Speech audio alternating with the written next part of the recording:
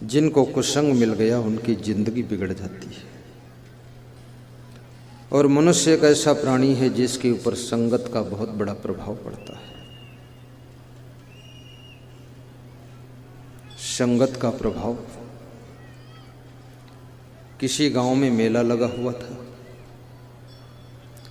उस मेला में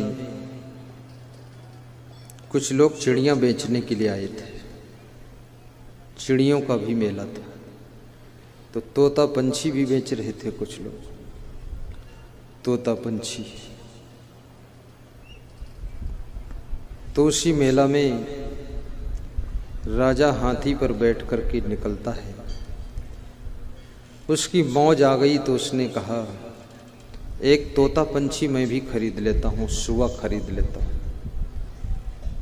तो सुआ की दुकान पर रोका। मंत्री ने पूछा सुआ बेचने वाले बहेलिया से, तेरा सुआ कितनी कीमत का है? तो उसने कहा, जो सफ़ेद रंग के पिंजड़े में है ये सुआ 500 रुपये का है। बोले और जो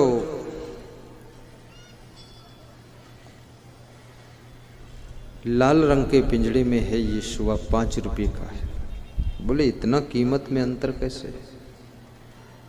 बोले अंतर है, आदमी आदमी में अंतर, कोई हीरा कोई कंकर। तो सुआ सुआ में अंतर, कोई 5 रुपये का कोई 500 रुपये का। बोले इतना फर्क, दोनों एक जैसे लग रहे हैं। बोले बाहर से एक जैसे लग रहे हैं पर भीतर से अलग जैसे हैं।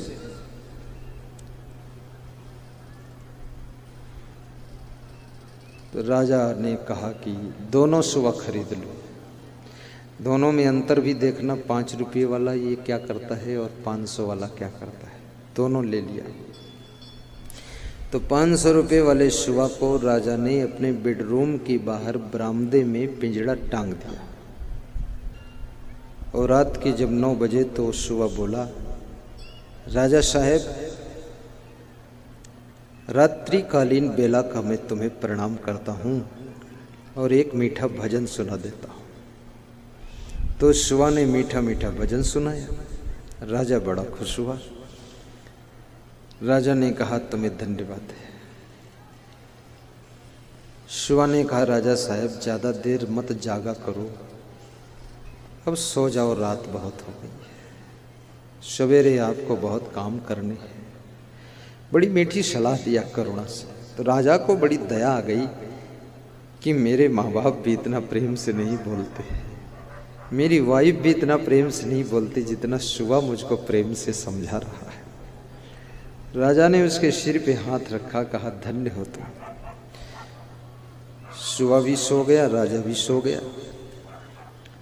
सवेरा हुआ और सवेरा होते ही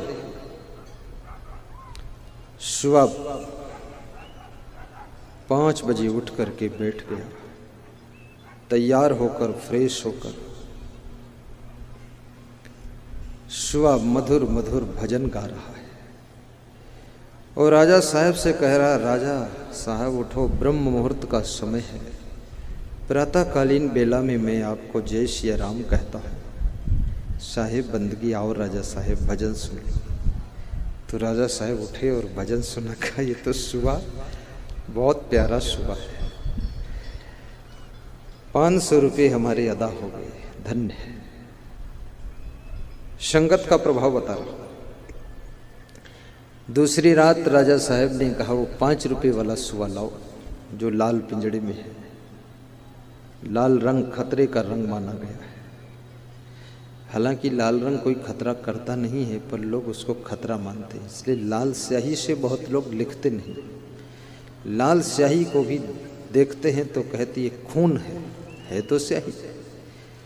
अब लाल रंग का गुलाब का फूल है, उसको लाकर तोड़कर गुरुदेव को भेंट कर देते हैं, तो इसमें खतरा नहीं। लाल रंग में, लाल स्याही में कौन खतरा है? स्याही स्याही है, खून खून है, फालतू बात मत करो, खतरा फतरा। लेकिन लोग डरे हुए हैं लाल रंग से। महिलाएं लाल साड़ी लाल चुनरी ओढ़ती हैं, कोई खतरा हुआ है? लाल रंग में क्या खतरा है? रंग तो रंग है, जो पसंद हो आप प्रयोग कर लो।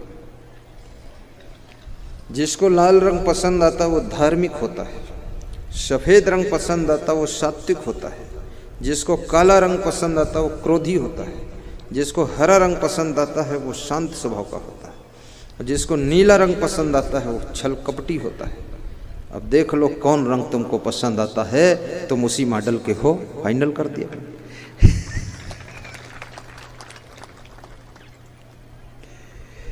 कभी कभी तुमको पसंद नहीं आता है, फिर भी उस रंग का कपड़ा पहन लेते हो। कोई ले आया, कोई दे दिया तो पहन लेते हो,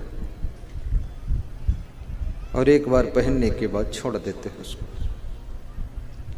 पीला रंग भक्ति का प्रतीक है, इसलिए राम पीले रंग के कपड़े पहनते थे।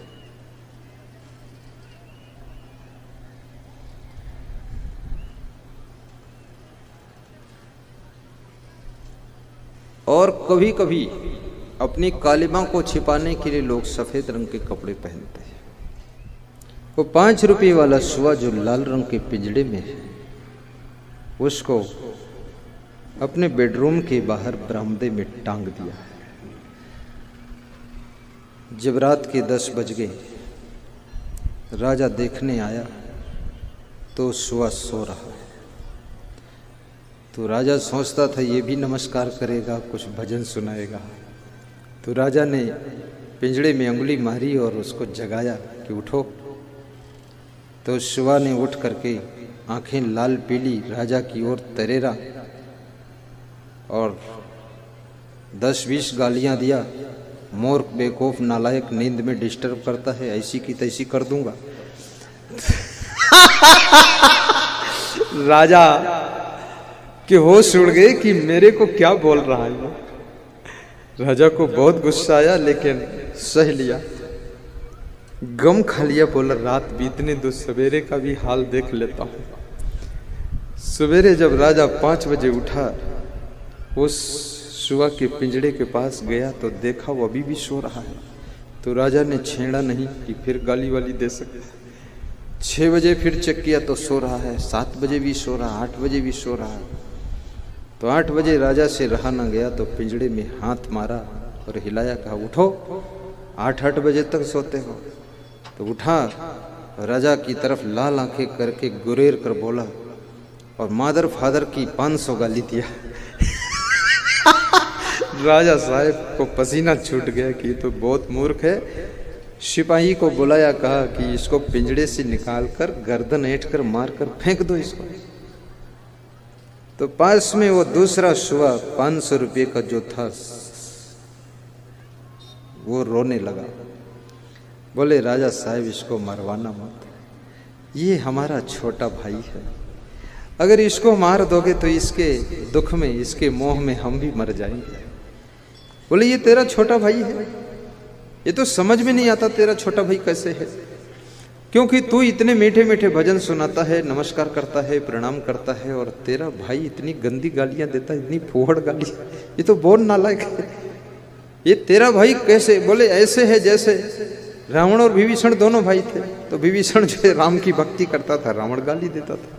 तो ये रावण है, नालायक है, मैं विभीषण, दोनों पैदा हुए हैं, इसको मारना मत मेरे राजा। बोले फिर इतना अंतर कैसे है? तो 500 रुपये वाले सुआ ने कहा ये मेरा भाई है, इसकी गलती नहीं है, हम दोनों साथ साथ पैदा हुए और मुझे बचपन से एक साधु खरीद ले गया, तो मैं साधु की कुटिया में रहा, तो मैं भजन गाना सीख गया, संस्कार मिल गए, सभ्यता मिल गई, तो मैं अच्छा हो गया। और इसको कोई जल्लाद खरीद कर ले गया, दुष्ट, जिसके घर रोज गाली गलौज लड़ाई होती थी और लोग 8-9 बजे तक सोते थे, तो ये भी 9 बजे तक सोना सीख लिया है और खूब गालियां देना सीख लिया है। इसमें सभ्यता नहीं है।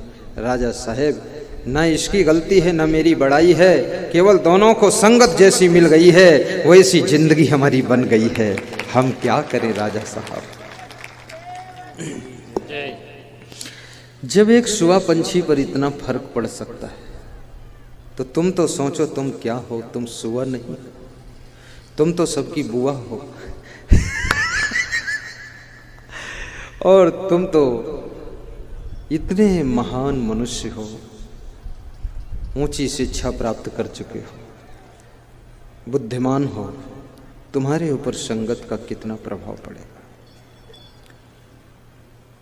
लड़कियां बिगड़ती हैं तो दूसरी लड़कियों की संगत में, लड़कियां सुधरती हैं तो अच्छी लड़कियों की संगत में, लड़के बिगड़ते हैं तो बिगड़े हुए लड़कों की संगत में, लड़के सुधरते हैं तो अच्छे लड़कों की संगत में, साधु बिगड़ता है तो नालायक साधु की संगत में, और साधु महान बनता है तो अच्छे साधु की संगत में। याद रखना, बिगाड़ने वाला और बनाने वाला, ऊंचे उठाने वाला और कोई नहीं है। अच्छी संगत और बुरी संगत तुम्हारे जीवन पर रंगत बदल देती है। कितने लोग घर छोड़कर साधु बनने आए थे और यहाँ पूरे नालायक हो गए। उनके माँ बाप कहते हैं मैं तो सोचता था महान बन गए, ये तो शैतान बन गए। अब उनको सही संगत नहीं मिली, सही साधु नहीं मिले, घुटने टेक टेक कर गांजा खींच रहे हैं। वो कहते हैं बम भोले लगा गोले, खींच चिलम चारों उलम, खींचो चिलम। सारी जिंदगी तबाह हो गई है। साधु बनना बेकार हो गया। चिलम ही पीना था तो घर ही में रहते, चोरी चपारी करनी थी तो घर ही में ठीक था, फिर ये चोला बदलने की जरूरत नहीं। ये होटल में अंडम मंडम खाना पीना था, साधु बनने से कोई मतलब भी नहीं। साधु का अर्थ है जो दुनिया के लोग जैसे रहते हैं उस तरह नहीं रहना है। दुनिया के लोगों जैसा खाना पीना भी नहीं है, दुनिया के लोगों जैसी जगहों पर बैठना उठना भी नहीं है, और दुनिया के लोगों जैसी जिंदगी जीना भी नहीं है। अब तो एक नई जिंदगी का शुभारंभ हो रहा है, और ऐसी जिंदगी जीना है जहां पर भगवान भी